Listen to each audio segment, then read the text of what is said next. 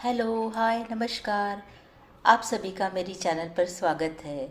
हम सुनने जा रहे हैं नेहा भाग 40, एक रहस्यमय प्रेम कहानी। वसुधा ताई ने सरी मौसी को कहा, नेहा से मिलकर यह देखने की जिम्मेदारी दी है वह कैसी है और उसके मन में क्या चल रहा है। दूसरे दिन सुबह जब स्वप्निल ऑफिस जा रहा था, सरी मौसी ने कहा, तुमने अपनी दोस्त को घर बुलाया है ना? स्वप्निल, वो कुछ नी वो कुछ खाली है क्या मौसी? अभी तो वो ऑफिस में होगी। स्वप्निल ऑफिस पहुंचने के बाद लंच ब्रेक में नेहा से बोला, तुम मुझे छोड़ने आई थी ना नेहा, तब सरी मौसी ने तुम्हें देखा।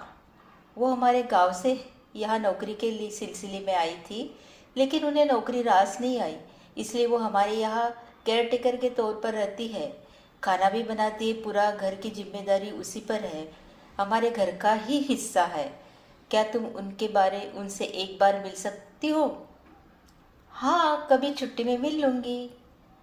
मैं फ़ोन लगाता हूँ, तुम बात करोगी? हाँ, बात करोगी, उसमें पूछने वाली क्या बात है। स्वप्निल ने सरी मौसी को कॉल लगाया। सरी मौसी ने वसुधा ताई से कहा, ताई, स्वप्निल का फ़ोन आ रहा है। वसुधा ताई बोली, स्पीकर पर लगा दो। हेलो। हेलो दादा, मैं सरी मौसी। अरे मौसी, तुम्हें नेहा से बात करनी थी ना, लो ये है फ़ोन पर, बात कर लो। उनसे फ़ोन नेहा के हाथ में दे दिया। हेलो सरी मौसी, मैं नेहा बोल रही हूँ। दूसरी, तुम्हारी आवाज़ कितनी प्यारी है नेहा, मैं तुमसे मिलने को तरस रही थी। मिलते हैं, मैं स्वप्निल से कह दूँगी फ्री टाइम में।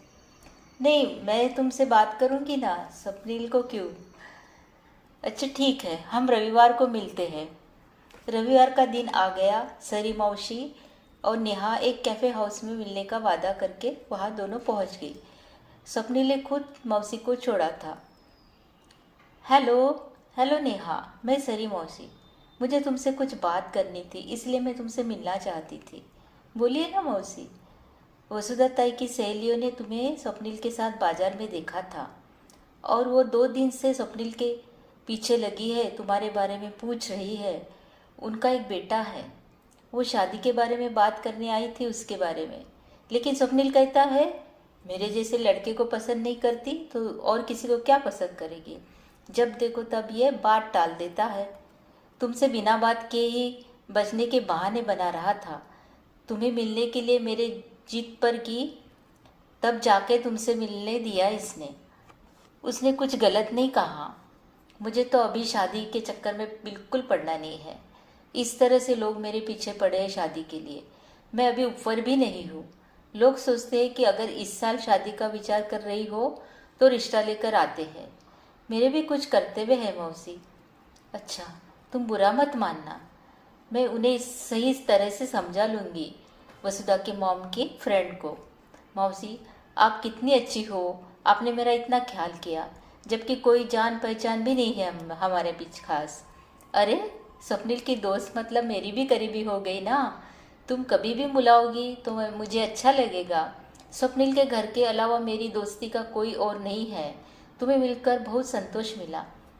चलो, अच्छा हुआ तुमसे मिलके। तुम जब चाहो मौसी को याद कर लेना, मैं आऊँगी तुमसे मिलने।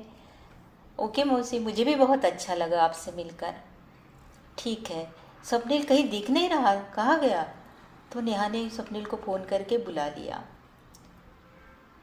स्वप्निल जल्दी ही मौसी को कैब में बैठा कर आ गया। नेहा और स्वप्निल कुछ देर चुप बैठे रहे। क्या बोली मौसी? स्वप्निल ने पूछा।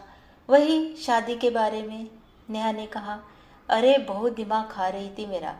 वैसे वो बहुत सीधी है, जिसे कोई काम दे दिया जाए ना तो बिना पूरा किए छोड़ती नहीं है। और ये ज़रूर मॉम की सहेलियों ने इसे काम दिया होगा। ठीक है, मुझे बुरा नहीं लगा, इसमें उनकी गलती नहीं है। रीत ही ऐसी बनी है लोगों में, जहाँ लड़की देखी नहीं बस शादी करो शादी करो। अच्छा नेहा, इस विषय को यही ख़त्म करते हैं। यहाँ का गार्डन देखा नहीं होगा तुमने? चलो, बहुत सुंदर है, देखते हैं। कुछ देर दोनों गार्डन में घूमते हैं। चलते चलते नेहा रुक गई। क्या हुआ नेहा?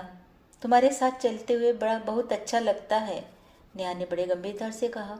वही स्वप्निल ने एक अहम सवाल पूछा, क्या तुम्हें मेरे बारे में कुछ महसूस होता है? नेहा, मुझे एक बात समझ आ गई है। तुम्हारी आंखों में जो भाव है मैं उन्हें पहचानता हूँ। उस दिन पुणे में घूमते वक्त मुझे एक अलग ही नेहा दिखी थी, लेकिन मैं बहुत उलझ गया था तुम्हारी उस नज़र को देखकर। मगर तुम अब तक कुछ बोली ही नहीं। नेहा थोड़ी चुप हुई, फिर फूलों की क्यारी देखते हुए बोली, स्वप्निल, मैं तुमसे कुछ कहने से बच रही थी क्योंकि मुझे पता है कि मेरे जवाब से तुम्हें बहुत दुख होगा। स्वप्निल गंभीर हुआ। मतलब? नेहा ने गहरी सांस ली और साफ कहा, स्वप्निल, मुझे तुम्हारे लिए भावनाएं हैं, तुम्हारा प्यार मैं समझ रही हूँ। मैं तुम्हारा अपमान नहीं करना चाहती, लेकिन तुम्हें बांधकर भी रखना मुझे पसंद नहीं है। मुझे पता है तुम पर भी शादी के लिए दबाव हो रहा है, इसलिए तुम आज़ाद हो, लेकिन मैं अभी शादी का विचार नहीं कर सकती, कम से कम 4 साल तक। मैंने पहले भी कहा था तुमसे। तुमने कहा था, लेकिन अब तो सब ठीक है, पापा भी मिल गए, तुम्हारे घर में भी सब माहौल सुधर गया। क्यों क्यों नेहा, कोई परेशानी है? नेहा हल्के से मुस्कुराई, लेकिन उसकी आंखों में गंभीरता थी। परेशानी नहीं, जिम्मेदारी है। मेरी मॉम ने मुझे बहुत संघर्ष किया, मेरी मॉम ने बहुत संघर्ष किया है। अब उनके लिए मुझे कुछ करना है। उन्हें आर्थिक स्थिरता दिलानी है, उनका संतोष देखना है, और उसके लिए कुछ साल उनके साथ रहकर पापा का आत्मविश्वास लौटे। तब तक मजबूती के साथ रहना चाहती हूँ। उन्हें अपने पैरों पर खड़े होने का भरोसा आ जाए, तभी शादी के बंधन से पहले ये जिम्मेदारी मैं पूरी करना चाहती हूँ। स्वप्निल ने समझदारी से सुना। कुछ देर चुप्पी रही, फिर हल्के से मुस्कुरा कर बोला, नेहा, ये सुनकर मुझे तुम्हारा और भी गर्व हो रहा है।